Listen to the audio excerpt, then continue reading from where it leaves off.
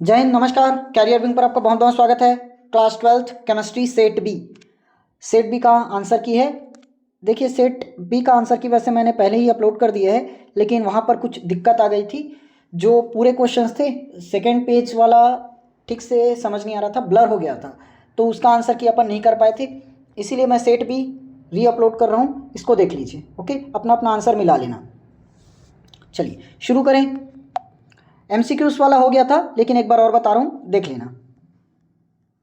पहला, समपरासरी विलयनों में समान होते हैं, तो आपका परासरण दाब समान होगा।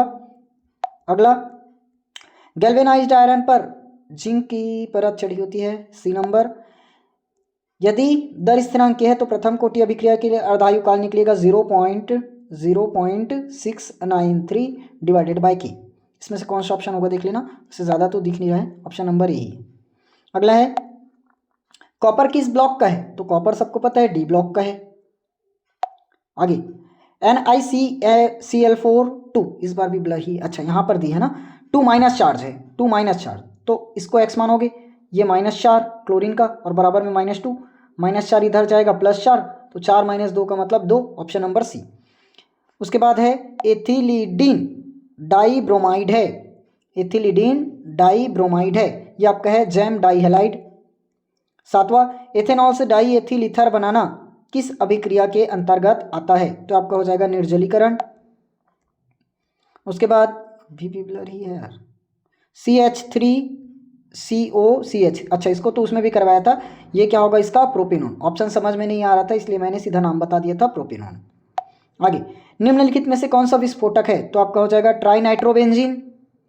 सीमा के मसूड़ों से रक्त आ रहा है, रक्त बहता है, यह रोग किस विटामिन की कमी से होता है, तो यह रोग आपका विटामिन सी से हो सकता है। ठीक, नेक्स्ट, प्रथम कोटि अभिक्रिया का एक एग्जाम्पल लिखिए।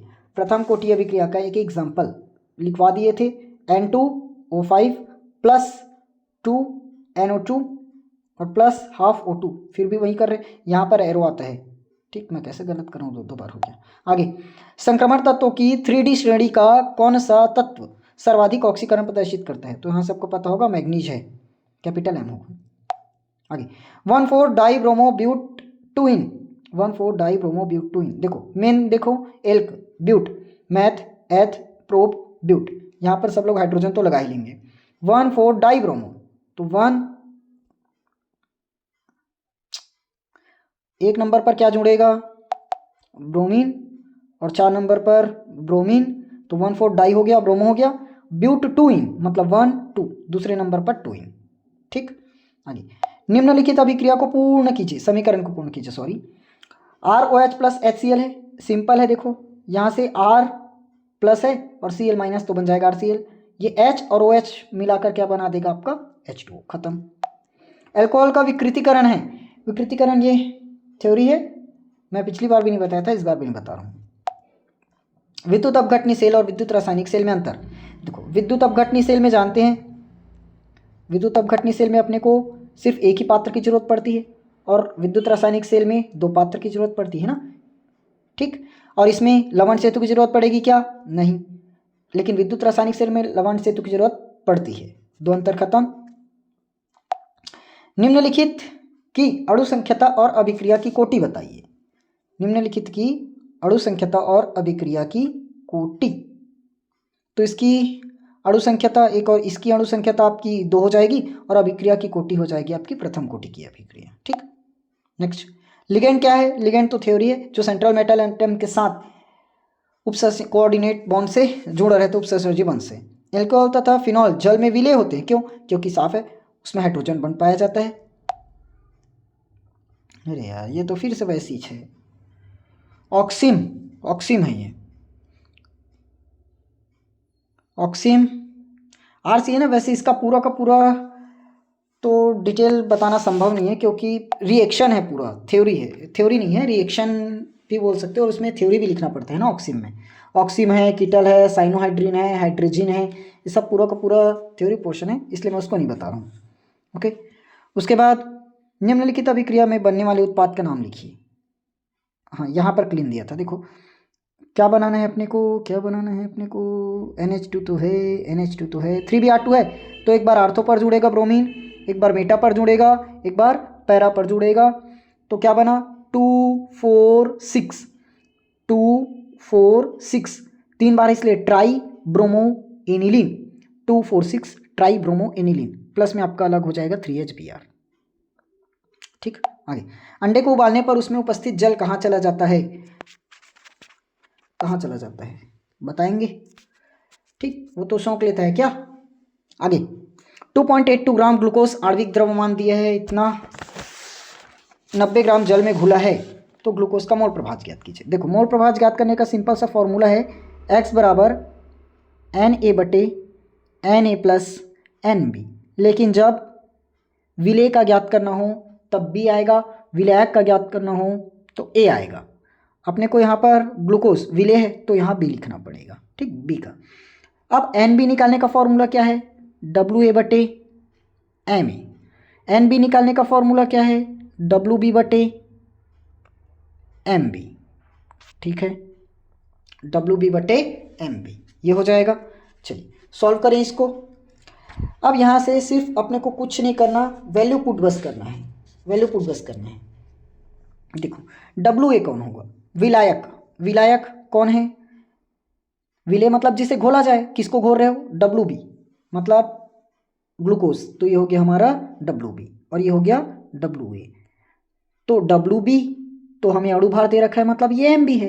अब WA से MA पता करो, A क्या है, विलायक, A क्या है, विलायक, तो विलायक A है मतलब जल, तो जल का अणुभार H2O होता है ना, तो हाइड्रोजन का 2, ऑक्सीजन का 16, 16 और 2 आपका कितना बन जाएगा टोटल 18, तो ये होगा 18।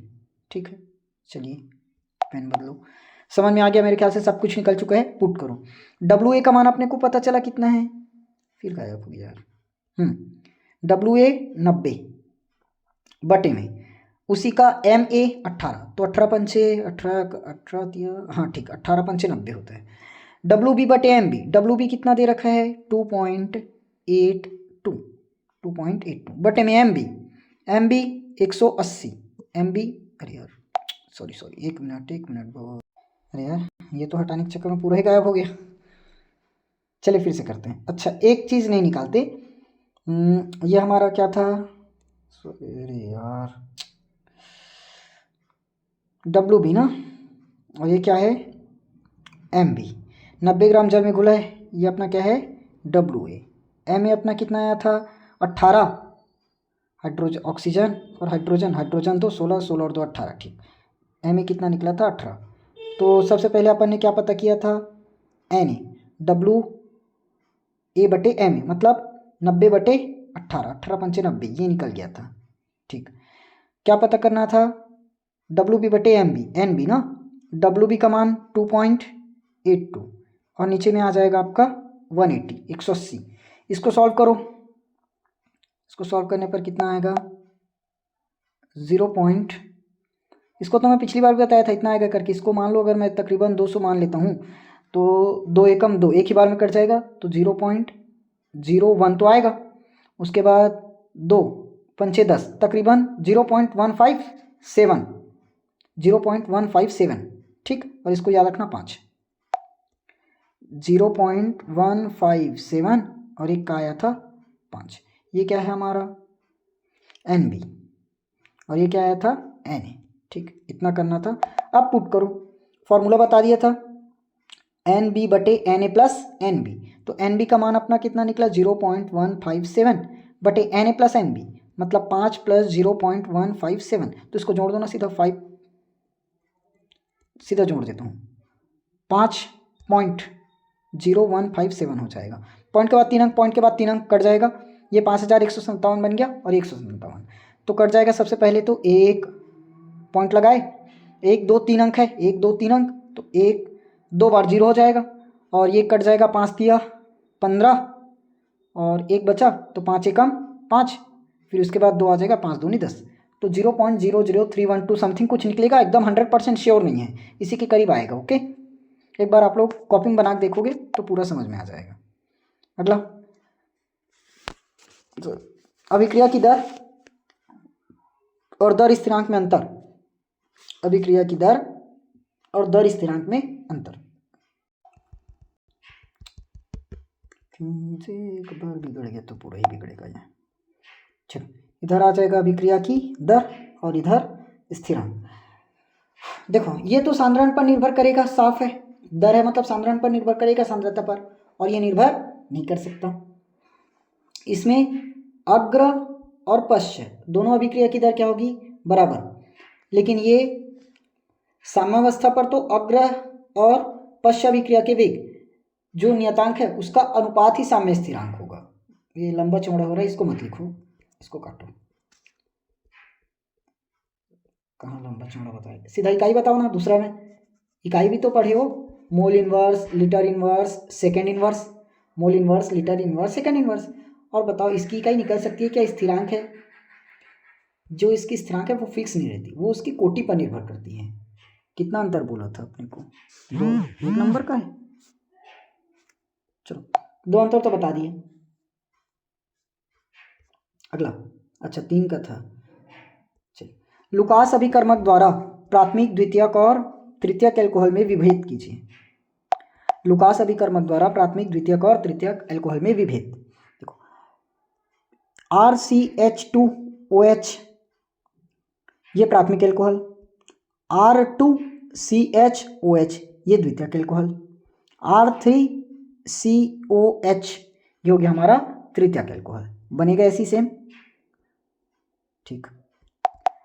अब बताना है किसके थ्रू करते हो, सांद्र HCl लगाते हैं और ZnCl2 निर्जल ZnCl2, लुकास अभिकर्मक वही है ना। सबसे पहले देखो कमरे के ताप पर ये कोई भी क्रिया नहीं करेगी, कोई क्रिया नहीं करेगी, और तकरीबन 5 मिनट बाद ये आपका अभिक्रिया बना देगा R2CHCl प्लस में H2O बाहर हो जाएगा, ठीक। तीसरा क्या करेगा, ये तो 5 मिनट में क्रिया दर्शाया और ये एकदम जल्दी कर देगा। देखो शुरुआत में कोई क्रिया नहीं किया, अंधेरे मतलब कमरे के ताप पर कोई भी क्रिया नहीं किया। उसके बाद 5 मिनट बाद इसने क्या किया, थोड़ा सा क्रिया किया। उसके बाद और समय आएगा 20 से 30 सेकंड, तकरीबन 20 से 30 सेकंड में क्या बनाएगा, R3Cl बना देगा, फिर से H2O अलग हो जाएगा, ठीक। ये लिखना था लुकास अभिकर्मक, लुकास परीक्षण। आगे क्या दिया है, प्रोपियोनिक है अम्ल को एथिलेमिन में कैसे परिवर्तित करना है। तो प्रोसेस एकदम ज़्यादा लॉन्ग है यार, मैं लंबा चौड़ा दिए, हाँ तभी तो 3 नंबर में आए। देखो क्या बनाएगा, प्रोपेनोइक एसिड बनाओ, CH3CH2COOH हो जाएगा, प्लस इसकी क्रिया आप लोग करवा दो NH3, ठीक तो लिखा था, NH3 बनाएगा क्या, CH3CH2CONH2, ओके। फिर से इसकी क्रिया करवाओ, ये वैसे हाफमैन ब्रोमाइड विधि है, उसको घुमा फिरा कर लंबा चौड़ा करके इतना दे दिया है। फिर ये 4 टाइम्स NaOH से क्रिया करेगा, 4 टाइम्स NaOH से क्रिया करेगा। अरे यार चलिए क्या लिए थे, CH3COO, CH3COOH प्रोपेनोइक एसिड तब तो बनेगा। किसके साथ क्रिया करवाए थे, NH3 के साथ। क्या बनाए थे, CH3CH2CONH2। ये इसे तो एकदम ज़्यादा लंबा चला जाएगा, दूसरी विधि से बना लेते हैं। चलो इससे भी तो बनेगा, CH3CH2COOH, अभी भी क्रिया वहीं से करते हैं, NH3 से, CH3CH2COONH4 बना दो। उसके बाद इसको गर्म करवाओ, गर्म करो, गर्म करने के बाद क्या बनाएगा, CH3CH2CONH2, आखिर उसी में लाए ना, लाना तो पड़ेगा। उसके बाद क्या होगा, इसकी क्रिया आप किससे करवाओगे, Br2 और प्लस में KOH, इससे होगा। अब ये जाकर बन जाएगा CH3CH2 और NH2। इस तरह से ये प्रोसेस चलता। 3 नंबर में आया है, लॉन्ग क्वेश्चन है। चलिए नेक्स्ट, आवश्यक अमीनो अम्ल और आवश्यक अमीनो और अनावश्यक अमीनो अम्ल क्या है, एग्जाम्पल सहित बताना है। तो आवश्यक अमीनो अम्ल क्या है, जो शरीर में संश्लेषित नहीं हो पाता, आहार से प्राप्त होता है। एग्जाम्पल में क्या हो जाएगा आपका, वेलिन। अनावश्यक में क्या हो जाएगा, इलानिन। तकरीबन लगभग बायो वाला पार्ट बन जाता है ये, इसलिए केमिस्ट्री मैथ्स वाले उतना खास पढ़ नहीं पाते हैं। ठीक, उसके बाद ये तो लॉन्ग क्वेश्चन है, ये सेट ए और सी दोनों में हो चुका है, आप लोग वहाँ से जाकर देख सकते हैं। ठीक, इसको मैंने करवाया ही नहीं है, ऊपर बस के बताया था। और धनात्मक ऋणात्मक में अंतर, इसका पूरा का पूरा फ्री पीडीएफ आप लोग को टेलीग्राम चैनल पर देखने को मिल जाएगा, तो टेलीग्राम चैनल ज्वाइन कर लेना, लिंक डिस्क्रिप्शन में दिया गया है। ओके, चलिए ये था पूरा का पूरा सेट बी का भी आंसर। कैसे लगा आंसर कमेंट बॉक्स पर ज़रूर बताना, आप लोग का कितना क्वेश्चन बना, कैसे गया पेपर, कैसे आया था, अपना फीडबैक ज़रूर दीजिएगा। ओके, चलिए मिलेंगे अपन नेक्स्ट वीडियो में, तब तक नेक्स्ट पेपर की तैयारी कीजिए और चैनल से ज़रूर जुड़े रहना, ताकि आने वाले अगले पेपर के इंपॉर्टेंट क्वेश्चन आप लोग को मिल जाए। ठीक, इसको और ज़्यादा बताना नहीं पड़ेगा ना, लास्ट वाला क्या बताया था अभी, अमीनो एसिड वाला, उतना लिख देना काफ़ी था। 3 नंबर का क्वेश्चन है, 1 नंबर तो जो आवश्यक अमीनो अम्ल क्या है उसकी परिभाषा हो जाएगा, आधा नंबर में इसका एग्जाम्पल हो जाएगा। तो बता दिए, जो इसको एक टाइप से और लिख सकते थे, अमीनो अम्ल जिन्हें हमारा शरीर नहीं बनाता उसे अमीनो अम्ल कहते हैं, और जो बनाता है उसे अनावश्यक अमीनो अम्ल कहते हैं। एग्जाम्पल तो ठीक है, एग्जाम्पल अब बहुत सारा है, मैंने सिर्फ एक ही एग्जाम्पल दिया था।